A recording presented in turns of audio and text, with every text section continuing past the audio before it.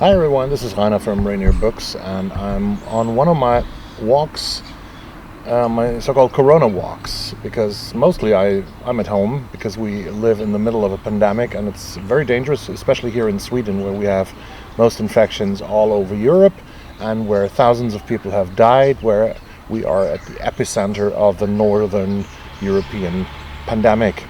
But today I'm going to try to do a book haul for you on the outside. So I'm going to walk to Lake Mälaren very soon and present you the books that I bought recently that recently came from the United Kingdom. And I'm going to present you also two books that I required for my e-reader. So thanks for joining me and let's get started.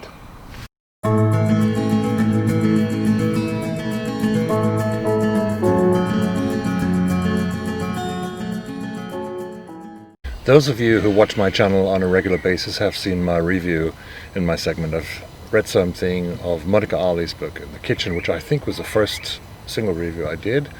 And I said that I would love to read the first novel that Monica Ali has written and published in 2003, and that was nominated for the Booker Prize and was on the long list for the Booker, and that is Brinkley from 2003. And yes, last week this book arrived from the United Kingdom in my mailbox and I picked it up. This is a story of two sisters from Bangladesh. Nazanin, who is called the Mem Sahib by her father, she is going to London, living her life in Tower Hamlets. She has to marry a man in an arranged marriage that she doesn't want to marry, and lives her life in London, while her sister, the beautiful Hasina, is staying in Bangladesh. She is marrying the guy she loves. She falls in love, but this marriage turns out to a story of domestic violence. It's a very interesting story situated in Tower Hamlets, London, and in Bangladesh. And I've been to Brinkley, which is the title of the novel. This is a center for many people from Bangladesh who have migrated to the United Kingdom. Live there. I'm very excited to read this one very soon, and I put it on my TBR, Monica Ali's Brinkley. Let's go to the next stop to present the next book. The second book I want to present to you here at Lake Mälaren behind me is a collection of 9 short stories that was published last year in the United States and the United Kingdom. It was actually even longlisted for the National Book Award in the United States by a debuting author by the name of Jamel Brinkley. It's called A Lucky Man. A Lucky Man, 9 stories about black men, sons and fathers and brothers in different situations in New York City. It's also a portrait of modern New York, but also a book that is exploring gender, exploring race, exploring black culture in the United States. I'm very excited to read that. It's got lots of beautiful blurbs, and it is the voice of an author that we are going to hear much more from in the future, I'm sure. Well, I finally arrived here in the park close to where I live. It was not so easy to find spots to film this book haul. So I'm about to talk to you about my third book, and this is my final stop before I go home. So I will do as much as I can here now.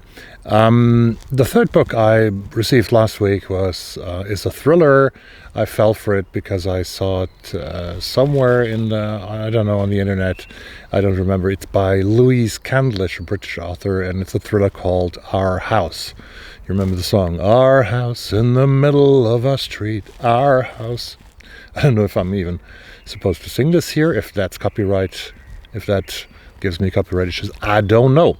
But Our House, I like the story because I read the story of it, and the story is that there is a family who buys a house, and inside that house there's a family who doesn't know that their house has been sold, and they're totally surprised that somebody wants to move in. So that is the plot, and I really liked it.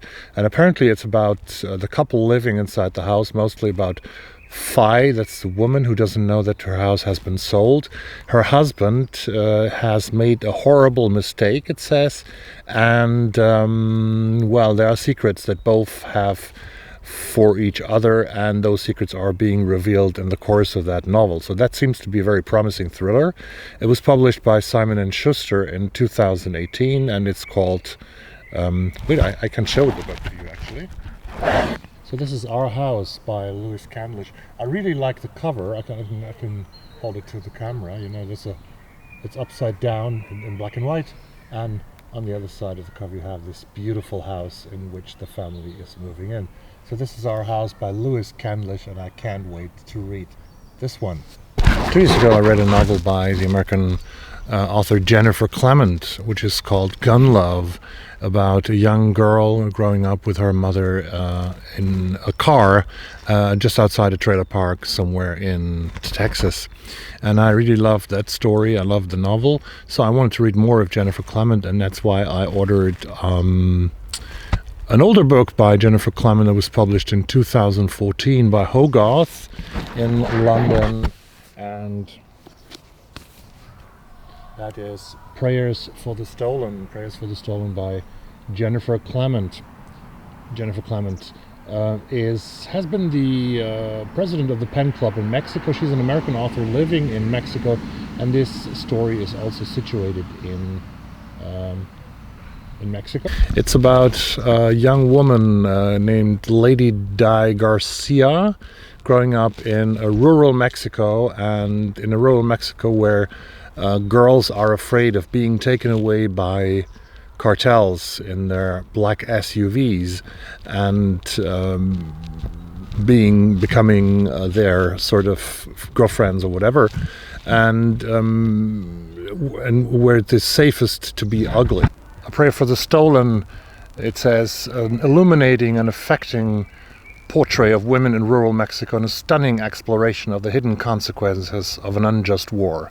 Prayers for the Stolen is an unforgettable story of friendship, family, and determination. It was published in 2014 by Hogarth in the United Kingdom, and that's where I got it from last week in a blue mail sack that I'm going to show you in a picture here left beside me.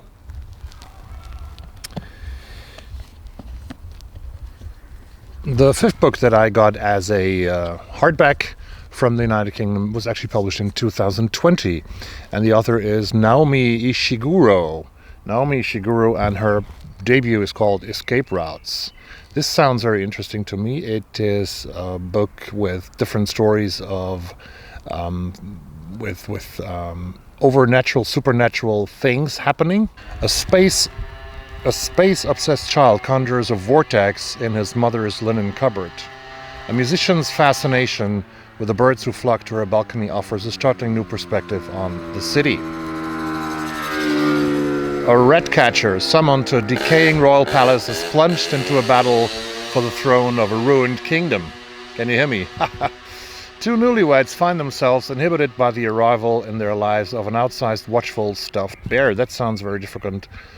That sounds very interesting, doesn't it? This is Naomi Ishiguro's debut, published in 2020 in London, Escape Routes, where Neil Gaiman has blurbed this book: stories that start like delicate webs and finish like unbreakable wire traps. Sounds a little bit like interesting horror, doesn't it? Naomi Ishiguro's book, Escape Routes.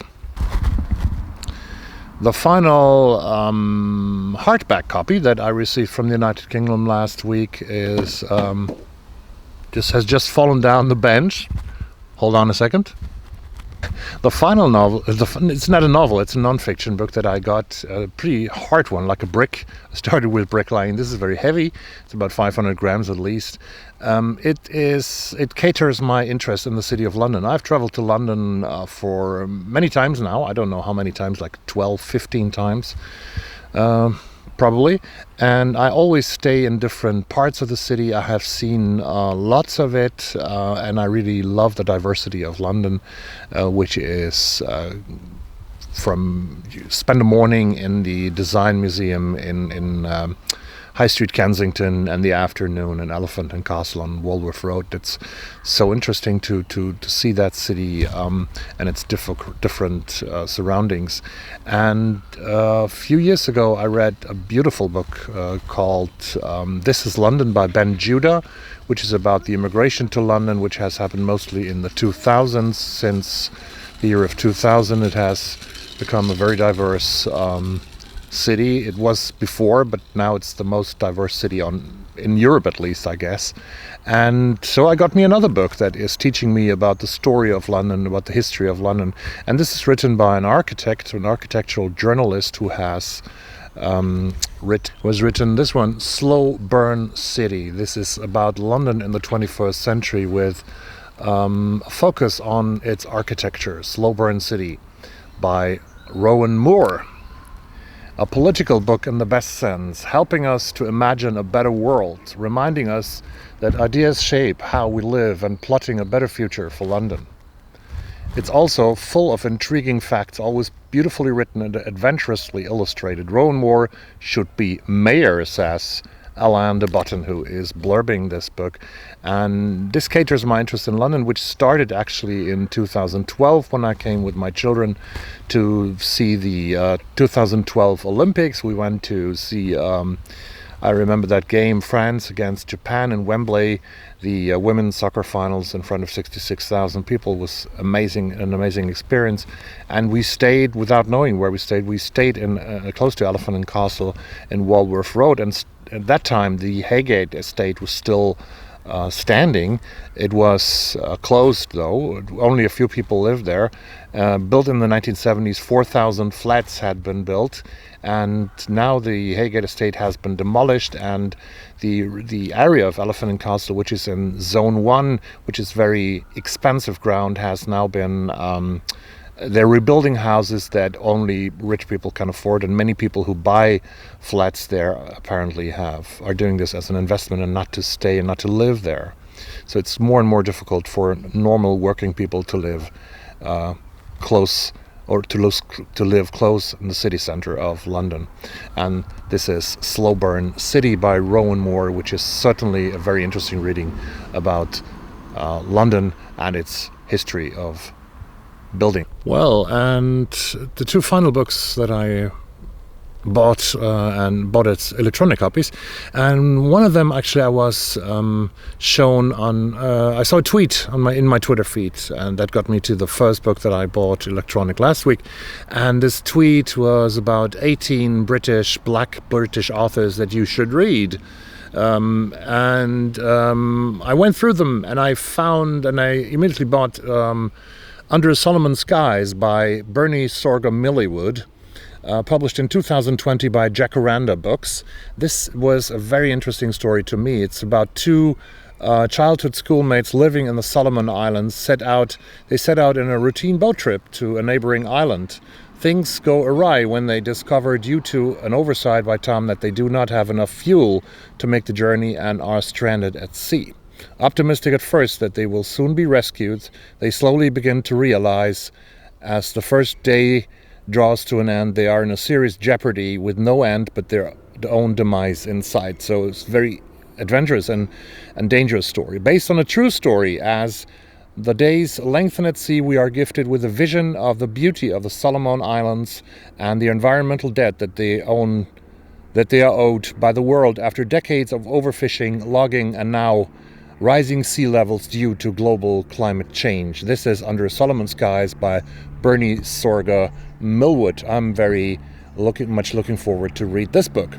And the final book is a compilation that I think it's published every year.